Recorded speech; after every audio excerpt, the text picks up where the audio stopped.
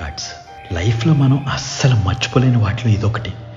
ఇప్పుడంటే ఎవరికైనా విష్ చేయాలంటే వాట్సాప్ చేసేస్తున్నాం, కానీ అప్పట్లో ఏదైనా అకేషన్కి విష్ చేయాలంటే గ్రీటింగ్ కార్డ్సే.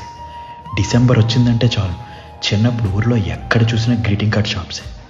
న్యూ ఇయర్ దగ్గరికి వచ్చేసరికి అమ్మా నాన్న డబ్బులు అడిగి మన బ్యాచ్ని వేసుకుని గ్రీటింగ్ కార్డ్ షాప్స్కి పరిగెట్టేవాళ్ళు.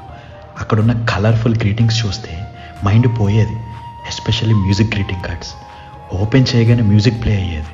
అప్పట్లో అదొక అద్భుతం మనకి. అది కొందామంటే మన దగ్గర అంత బడ్జెట్ ఉండేది కాదు. సో మన బడ్జెట్కి తగ్గట్టు బెస్ట్ ఫ్రెండ్స్కి కొంచెం మంచి గ్రీటింగ్స్, మిగిలిన వాళ్ళకి నార్మల్ గ్రీటింగ్స్ కొనుక్కొని వచ్చేవాళ్ళు. అబ్బాయిలకైతే సినిమా హీరోల గ్రీటింగ్స్, అమ్మాయిలకైతే హీరోయిన్ పిక్స్ ఉండే గ్రీటింగ్స్, టీచర్స్కి అయితే ఫ్లవర్స్ ఉండే గ్రీటింగ్స్.